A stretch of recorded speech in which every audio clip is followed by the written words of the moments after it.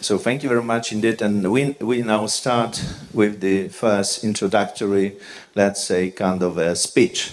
So Andrzej Filipiak, the expert for the Institute of Schumann Thought, will introduce you to that, our mainframe and the topic about the community of the European nations according to the Schumann's view.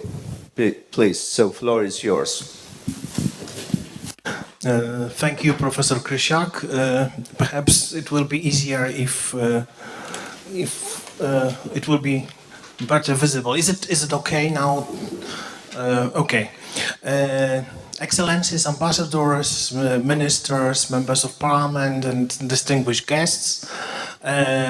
It is my honor today to, on the behalf of Institute of Schumann's Thought, to present what I believe would be a kind of introduction to the fruitful and creative and interesting discussion.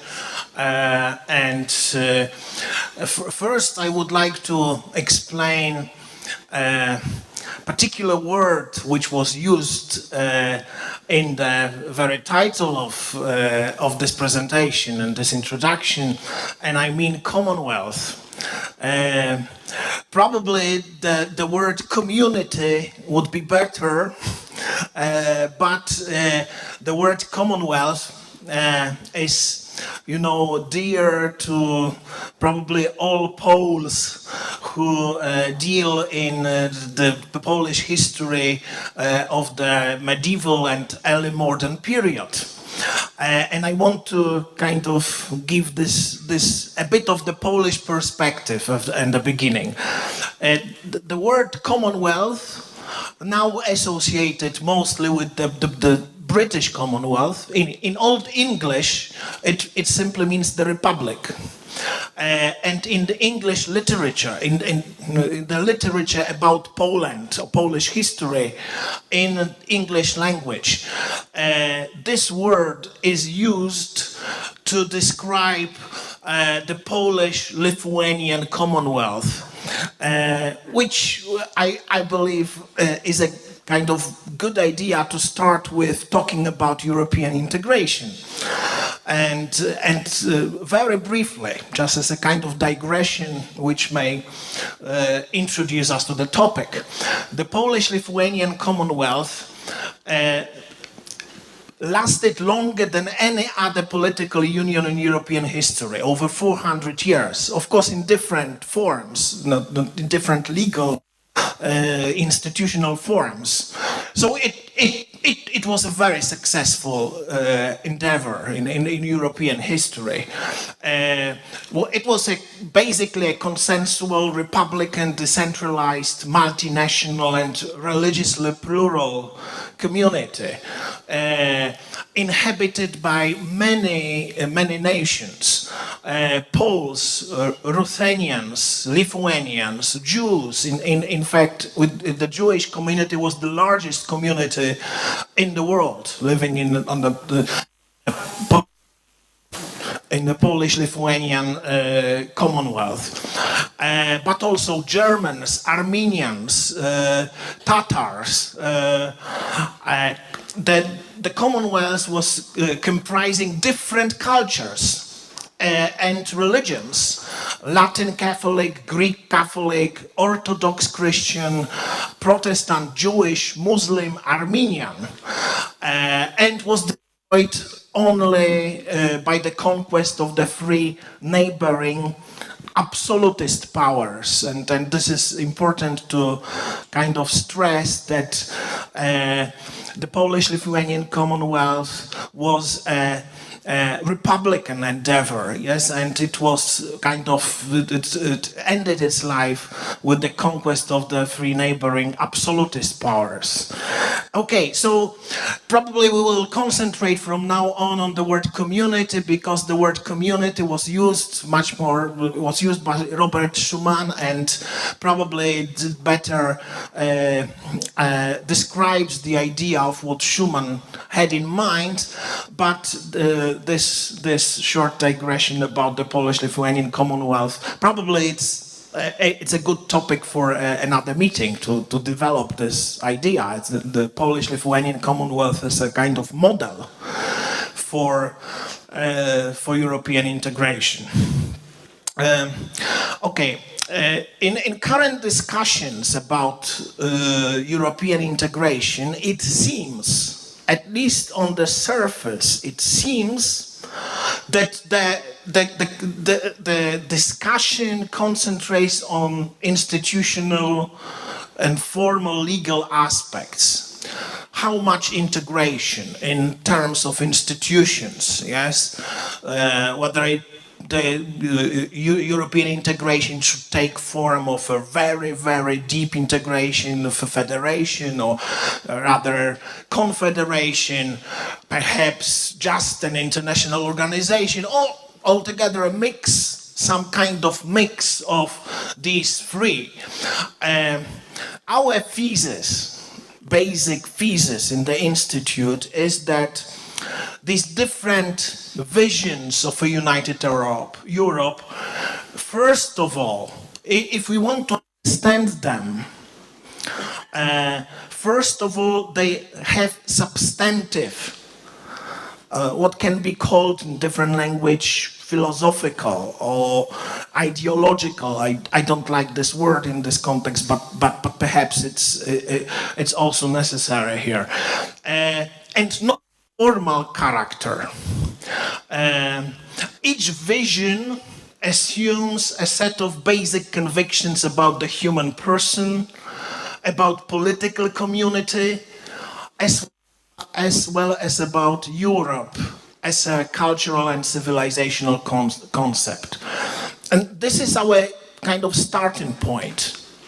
Yes, if we want to, in a way, go deeper than just the institutional discussion, the just legal formal aspects of integration, because it's, in our view, it's not possible to understand much if we just concentrate on this institutional aspect, which is necessary, especially in current international relations and current foreign policy. But for the discussion like this, kind of intellectual debate, the roots, philosophical, substantive differences, the character of these different visions of seem to be much more interesting. And we believe that what we can observe today in Europe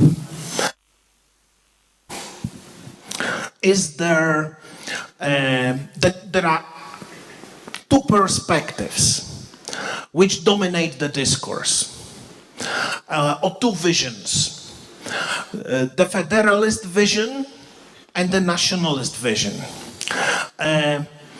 Of course, it may seem that the nationalist vision is marginal. Yes, it may surprise you that we suggest that we have, in fact, clash of these two visions. However, in our view, the nationalist vision is not marginal. Yes, it is believed to be marginal by the European elites. But in fact, if we look at nations of Europe, at the broad populations of European countries and nations, this nationalist vision is clearly very important, and it's an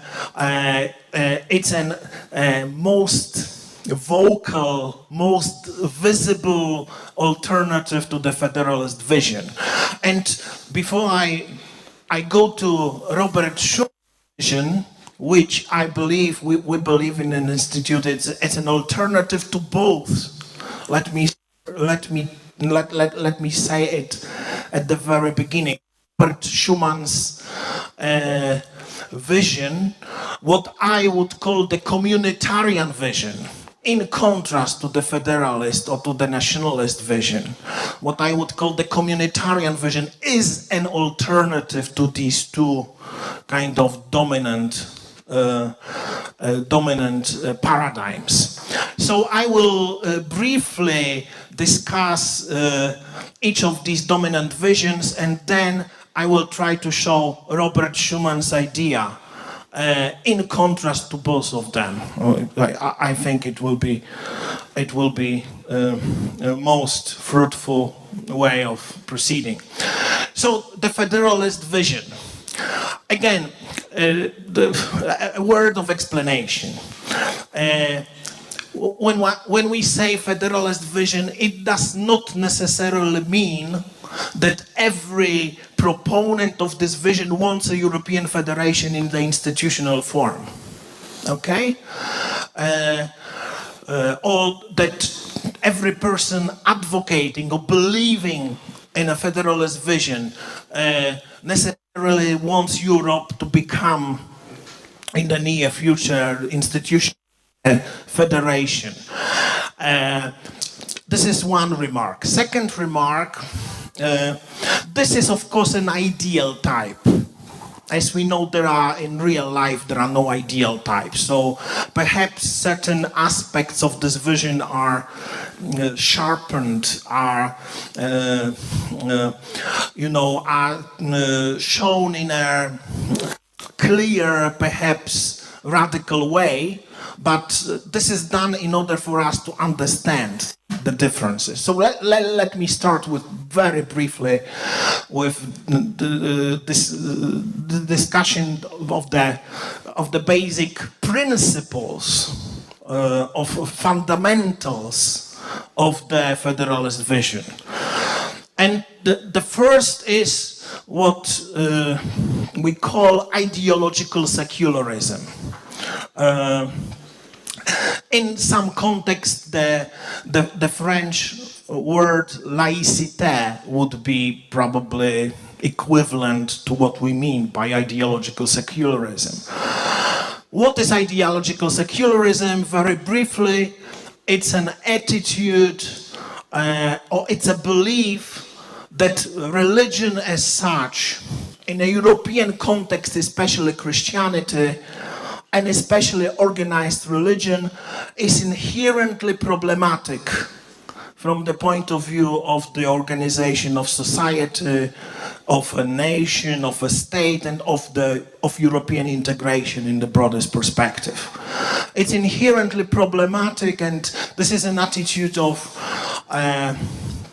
perhaps hostility is a bit too stronger, because it's not always hostility, but a kind of distance, verging on hostility toward the public presence of religion, in the presence of religion in the public square.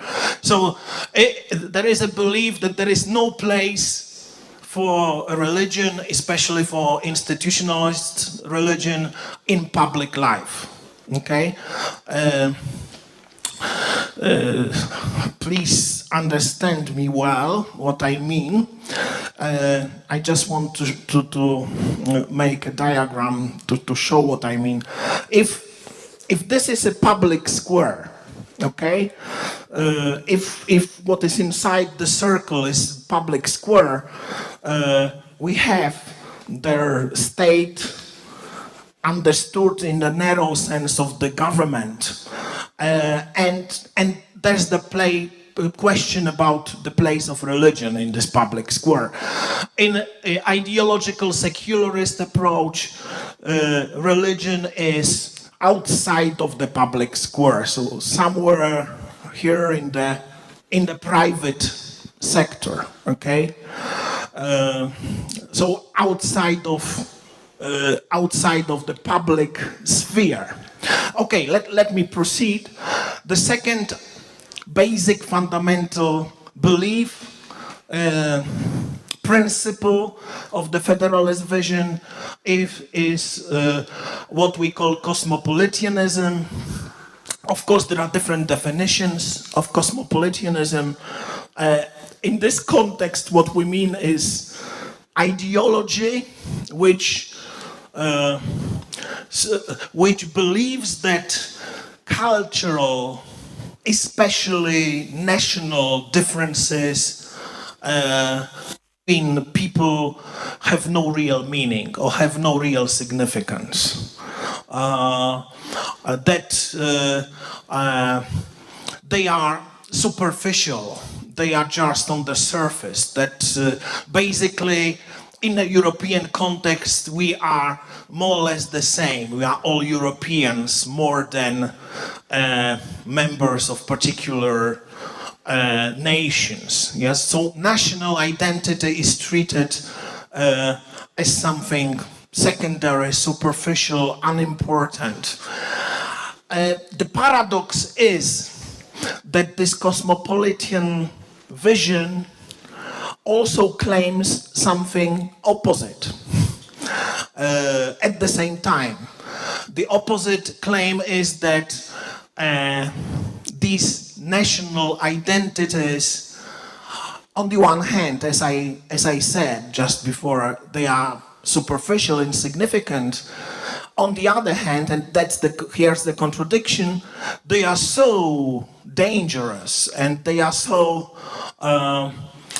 conflict-provoking that they should be somehow contained.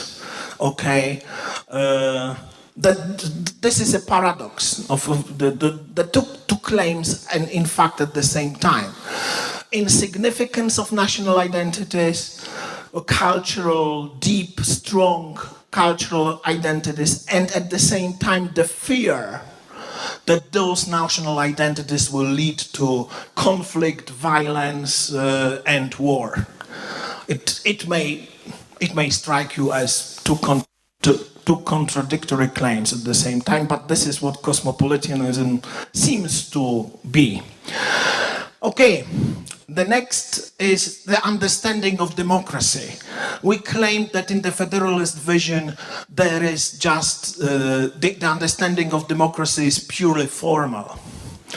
That there is a kind of lip service played to democracy, but in fact democracy is treated with suspicion. Democracy is treated as dangerous. Democracy is treated as potentially building up conflict and pitting people against nations, against each other. So there is a conviction that in particular nations, countries, but also on the European level, it should be the elites which should govern. That we can see it currently in the discussions in the European Union. Then this is I believe most people agree on, that there is what is called the democratic deficit. Yes, that's how it's called, democratic deficit in the European Union. We claim that it's not just accidental, that this democratic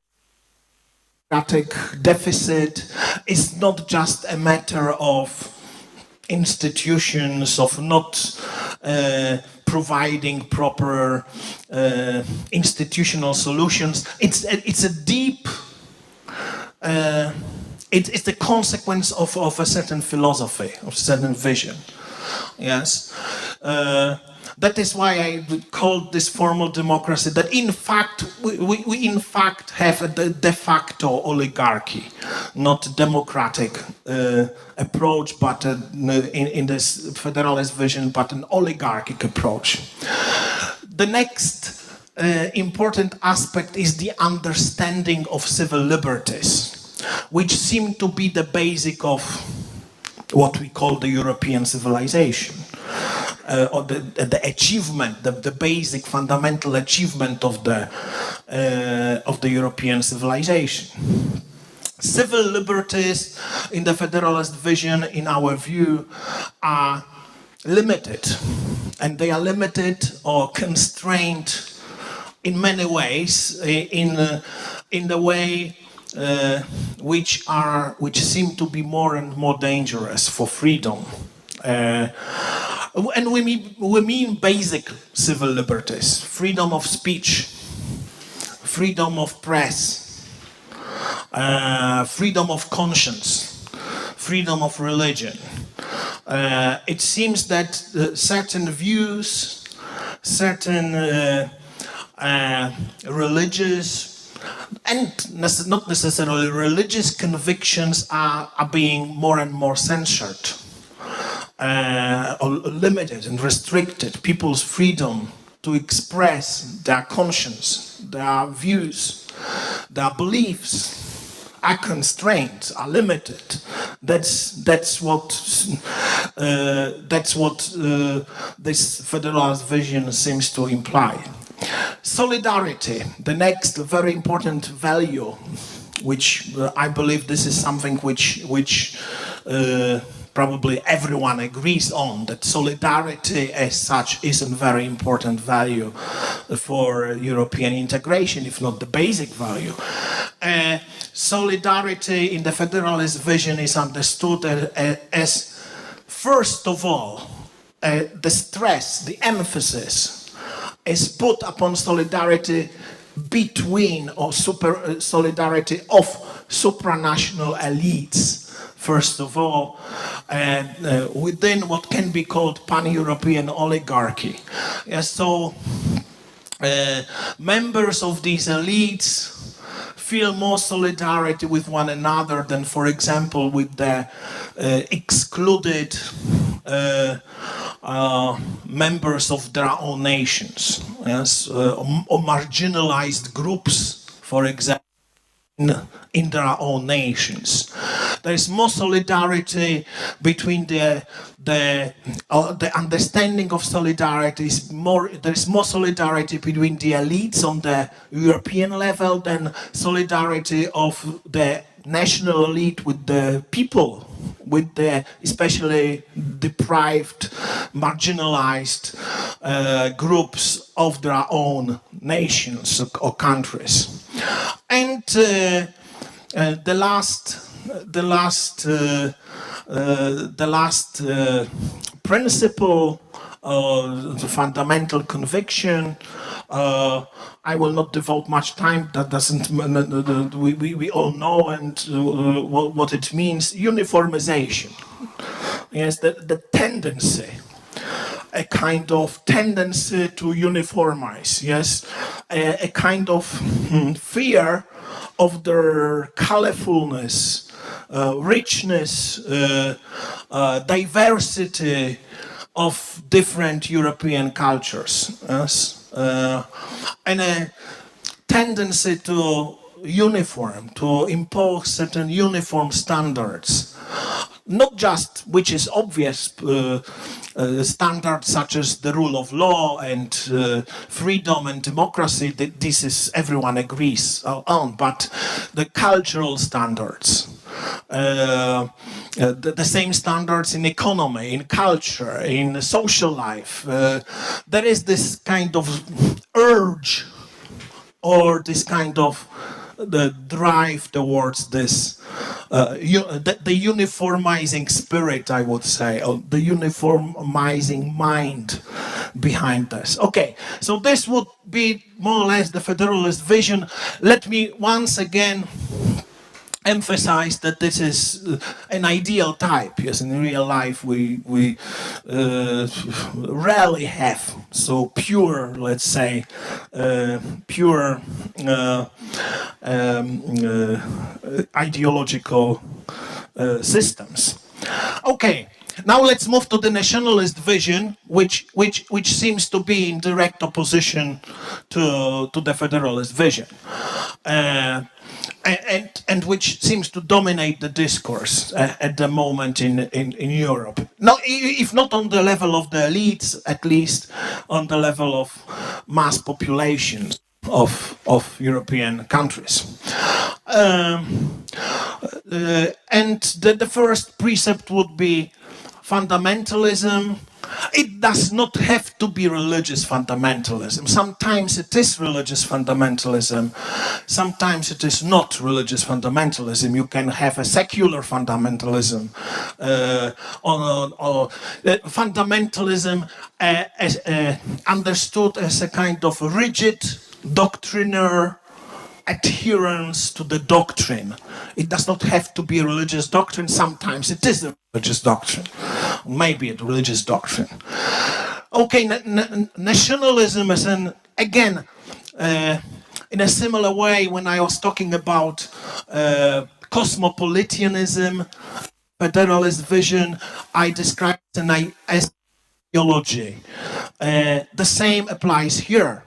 Nationalism understood as an ideology, which puts one's own nation at the and the interest of one's nation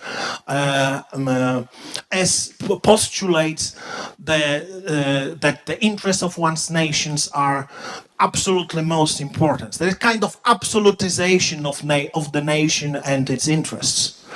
It does not have to be chauvinism. Yes, it does not have to entail hate of other nations, but very often it does entail some kind of resentment towards other nations, or belief that you can serve your nation at the expense of other nations, that you are not obliged to solidarity with other nations because the priority of the absolutization of this priority of national interest. The next point would be what it may be understood in the Polish context for the Polish guests better than for foreign. National democracy. Another word which could be used here is populism, and I understand what we understand here by populism is a kind of plebiscitary democracy where the rule of law is not necessarily very important. Very often this is the democracy which treats the nation as a kind of unity, as a kind of whole, which is in the direct communication with some kind of leader of the nations, very often charismatic leader of the nation, in order not to make current examples. Let me give a historical example. That would be, for example, that would be the idea believed in and popularized by Charles de Gaulle in the beginning of the French Fifth Republic. Yes, the parliament was not really viewed upon. The parliament was not really viewed upon as a basic institution, democratic institution, but the direct communication of a kind of charismatic leader representing the nation with the nation directly. Yes. Okay. In the nationalist vision, civil liberties also tend to be limited or constrained. And this time is the civil liberties are limited to constrained not necessarily by a kind of dominant ideology of like in the federalist vision, the dominant ideology would be differently called multiculturalism, political correctness, progressive liberalism, whatever. I don't want to go into detail. The civil liberties are limited to constraint. There is a tendency, at least, to limit or constrain the freedom of the people and freedoms of the people by what's called the national interest, because the national interest has this absolutist status, yes, and sometimes by the dominant or established religion as well, yes, which seems to be more important than at least some freedoms or liberties of the people. Okay, solidarity is understood primarily as a solidarity within nations. Okay, so it does not necessarily have to exclude solidarity between nations, but they are secondary. Yes, the first understanding of solidarity is that the feeling of solidarity, the practice of solidarity should be most of all primarily within within a nation, particular nation. Okay, and an interesting thing here, diversity, how diversity is understood in a nationalist vision. Diversity across the nations, yes. Nations should be different. Nations should follow their traditions, their customs, their religions, their cultures. But there is a deep suspicion towards diversity within a nation. Yes, nation which a nation should be a unity, a whole. Yes, every kind of diversity, difference, cultural, religious differences within the nations are viewed with the suspicion in this nationalist vision. Okay, I juxtaposed the two visions in order. I would not hide this. This is my conviction. So there are similarities. They may be in clash. They may be in conflict nowadays in Europe, but they share many similarities. They are very similar on a deeper level. Fundamentalism, I believe, is typical for both. In fact, we have in a federalist vision what is called secularist fundamentalism, a kind of doctrinaire, rigid approach. In a nationalist vision, we will have, for example, religious fundamentalism. But both of these are fundamentalist approaches. Both of these are ideologies. I already stressed this. Both of these are ideological approaches, and in a moment I will try to argue that this is one of the basic problems with these approaches, that they are ideological because ideologies are non-negotiable. You cannot compromise in a way on ideologies. So, both of them have the vision of limited democracy in different. Yes, and in a federalist vision, this will be what I can call oligarchic limitation on democracy. In the nationalist vision, I would argue it would be a populist limitation on democracy. But both of these approaches are kind of suspicious towards democracy. Limited civil liberties, again, a similarity. Civil liberties tend to be limited or constrained differently by different things. Yes, in one case it's a dominant or established ideology, a kind of quasi-religion. In a second vision, it would be a national interest or an established traditional religion. Okay. Again, limited solidarity. Yes, in the first case, this solidarity in the federalist vision is the solidarity of the elites. In the second case, it's a solidarity just within a nation, within one particular nation. In both cases, there is this limited, constrained concept of solidarity.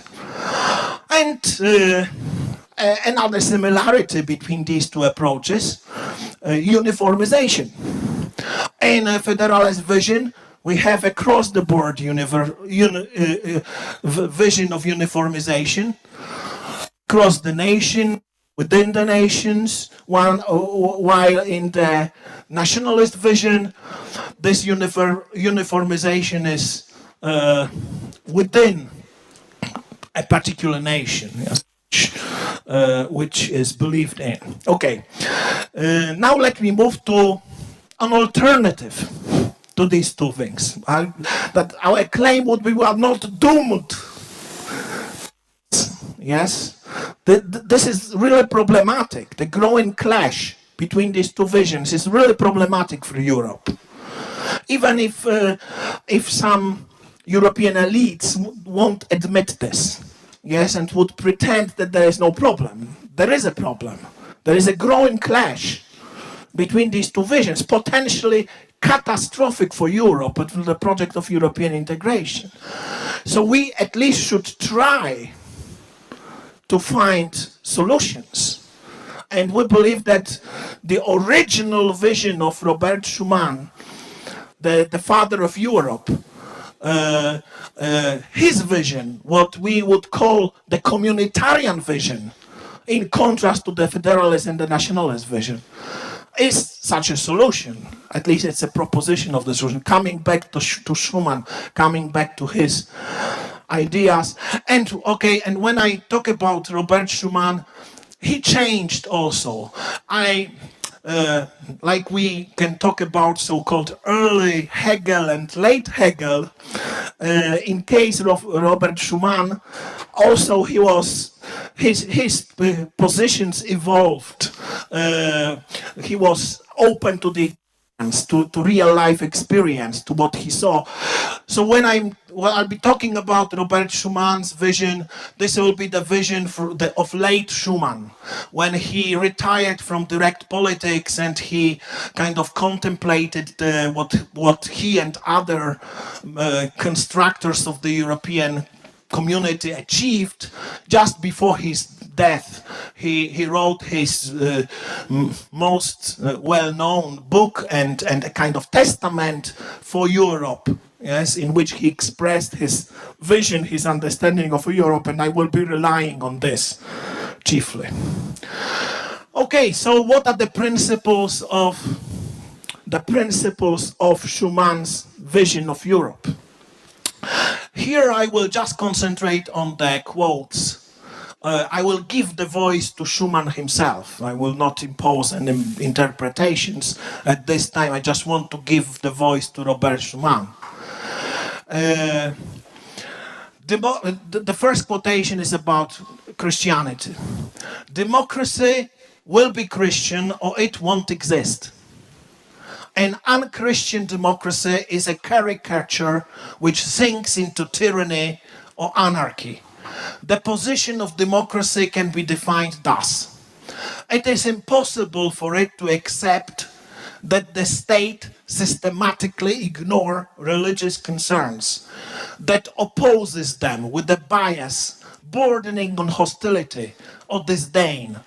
The state cannot ignore without injustice or damage to itself the extraordinary reality of religious inspiration in the practice of civic virtues, in a very necessary safeguard against forces of social disruption which are present everywhere. Okay, so that would be the first principle. Perhaps at this moment, because some people in Europe nowadays would claim, but we have the separation of church and state. Yes, but Schumann does not undermine this in any way. I like to show this on this simple drawing. If this is a public sphere, and in the public sphere you have a state understood as government, different levels, you can also have at this public, not private sphere, religion, yes, or church, whatever, in different religious traditions, whatever the names. You'd also have religion in the public sphere. However, you have the separation. It does not mean that the separation of church and state does not mean the exclusion of religion from the public life, or does not have to mean it. At least for Schumann, it did not mean that. Yes, you have both in the public sphere, and this is what he's talking about. You can have both in the public sphere, and still they are separated. Do not violate the basic principle of achievement of Europe, which is the separation of church and state. Okay. Let me go on with the second principle, patriotism. To our mind, European policy is certainly not in contradiction with the patriotic ideal. It encourages the particular nature and characteristics of each of its states and fosters the sound love for one's own country, which is a love that does not go in detriment of other countries. It wants to attain a unity in the fullness of its diversity. So patriotism would be what kind of basic idea, basic principle of Schumann's Europe. I will summarize them, all of them later. Freedom. Freedom, the next basic fundamental principles. It is not possible to apply the term democracy to a regime that refuses to recognize the existence of a people that is a living community which holds an original heritage with its own aspirations and its own mission that it intends to pursue openly and freely. A government which repudiates the idea even of freedom and personal responsibility, which stifles critical and divergent opinions by violence under the pretext of criminal deviation. In a real democracy, there is only one limit to freedom. The foundation of the state and society must be protected from violence and destructive assaults. In this quotation from Schumann, we clearly see two types of freedom.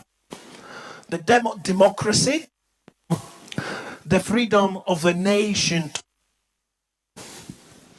And please notice that it is apparently clear for Schumann that democracy is only viable on the national level, if fully. Yes, because he's talking about a living community which holds an original heritage with its own aspiration and its own mission that it intends to pursue openly and freely. Second, of course, what we call individual freedoms. Yes, freedom of speech, freedom of the press, freedom of assembly, freedom of religion, freedom of conscience, which should not be limited in Schumann's vision by anything but just the protection from violence and destructive assaults. No other limits upon freedom. Okay, and the next one, solidarity. This was obvious for Schumann. The law of solidarity between the peoples is a must for the modern conscience. We feel solidarity with one another to maintain peace, to fight poverty, in the respect of treaties, in safeguarding justice and human dignity, or protecting ourselves from aggression. Yes, clearly he postulates solidarity between peoples, between nations. Yes, he does not restrict himself to just mere solidarity with a nation, but it's a solidarity as a must for the modern conscious, solidarity between nations. And finally, diversity. The idea is not to merge states to create a superstate. Our European states are a historical reality. From a psychological point of view, it would be impossible to do away with them. Their diversity is a good thing, and we do not intend to level them down or equalize them.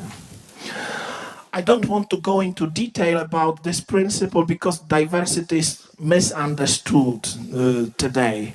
It will require the whole kind of longer comment upon this. Let me just say that what Schumann understands by diversity is not artificial ideological diversity of neo-Marxism, for example, but it's a natural diversity of cultures, religions, ethnic groups. There are customs, there are the traditional natural richness and colorfulness and diversity of human life. This is what he means by diversity. sorry for coming back to, for a moment to the Commonwealth to the Polish-Lithuanian Commonwealth, which lasted 400 years, as I told you at the beginning. This was the real diversity, yes? The Catholics, the Orthodox Christian, the Protestants, the Jews living together, yes, in natural communities, not artificially created diversity, but tolerance and kind of multi-religious, multi-ethnic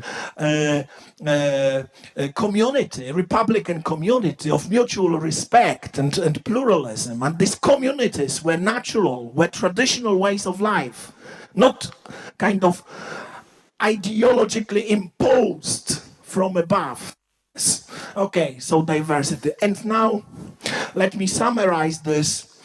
So what the Schumann's vision, which I call in contrast to the federalist vision and the nationalist vision, the communitarian vision, maybe summarized by such principles as public Christianity, as patriotism, substantive democracy, strong democracy, real democracy on different levels. Yes, democracy, first of all, philosophically, which understands itself as the expression of the unmeasurable dignity of the human person, not just a formal, procedure of electing the authorities, of voting. In Schumann's vision, democracy is the political expression of the unbelievable and unmeasurable dignity of each and every man and woman, each human person. Yes, so a deep philosophical understanding of democracy, not just formal procedural. Substantive democracy, also democracy on different levels. Yes, democracy starting from the local small communities and up to the European institutions, all the way up to the European institutions. Broad, not limited, in contrast to alternative options, not limited but broad understanding of civil liberties, which are limited only by the concerns of internal and external security. You can't limit, not constrain human freedom because of some ideology of the elites or because of some religion. Yes, human freedom is a value in itself, which should not be limited, constrained. Okay, and next would be solidarity, also broad understanding of solidarity. Solidarity is universal. Solidarity to your neighbor, solidarity to your community, local community, solidarity to your nation, and solidarity to other nations. Yes, there are no limits to solidarity. This is, of course, comes from his Christian perspective, that all human beings are brothers and sisters. So there are no limits to solidarity. You cannot constrain it just to certain group. Okay, and diversity. Again, broad diversity. Diversity across Europe. It's for Schumann, it was the value of Europe, the treasure of Europe, that we are different nations. Every nation brings some excellent traditions, customs, beliefs, cultures. This is something unprecedented in the whole world. Europe is so rich, so colorful, so fantastically, beautifully, endowed with different customs, traditions, religious traditions, etc. This is the strength of Europe. As the uniformization of this would be a terrible loss. And now a kind of general picture of the three approaches, the communitarian, federalist and nationalist vision. We are slowly running out of time, so I won't be going through all of these. I have already discussed the differences. Let me just finish by saying that we believe that the community of European nations, that this communitarian approach, we could go deeper and deeper to its roots. Its personalist approach is an alternative to both federalism and nationalism. And in contrast to them, the communitarian vision is non-ideological. Non-ideological. It respects freedom. It respects diversity. It respects democracy in the broadest possible sense. It respects the public religion, the presence of religion in public life. So it's in contrast to the other vision. It's non-ideological. It rejects abstract concepts and rigid schemes, which do not, in our belief, do justice to the delicate, complex and diverse reality of Europe. The reality of Europe is that of delicacy. It's a mistake to impose rigid schemes, ideological schemes, upon this delicate, diverse matter as Europe is. It's rooted deeply in the principles of Christian personalism. It stresses relations over institutions, relations over building relations. We start, in Schumann's view, start with relations. You meet with people of different ethnic, national backgrounds, of different religions, different cultures. You talk to them. You treat them as human beings, as human persons, first of all. And only then, upon this mutual understanding, upon this mutual respect, which you develop in the course of contacts, real life contacts with the people, upon this build institutions, and only upon this. At the same time, Schumann's approach is realistic, it's prudential, and it's internally coherent. We believe that, for example, that if the federalist vision dominates European thinking, it by itself, because it crushes the natural tendency of people to identify, to have identity. People, by their nature, for centuries, people need identity. Religious identity, national identity, other identities. If you try to ideologically crush them, the consequence would be that they will come back. They will come back, but in a kind of perverted form. Yes. So sometimes, let me finish with this. Sometimes when I hear some proponents of this federalist vision in Europe complaining about the rise of national populism and fundamentalism, what I think is, but this is the product of your actions. It is you, by crushing the natural human tendencies, which produce this nationalism or this populism or this fundamentalism. So why you complain? Apparently you need this in a way, and this clash with this nationalist vision. There is a solution, what we believe, to the best means to save the project of European integration, and this is the return to the roots, the return to the thought of the father of Europe, one of the leading fathers of Europe, Robert Schuman. Let me finish at this point. Thank you very much for your attention.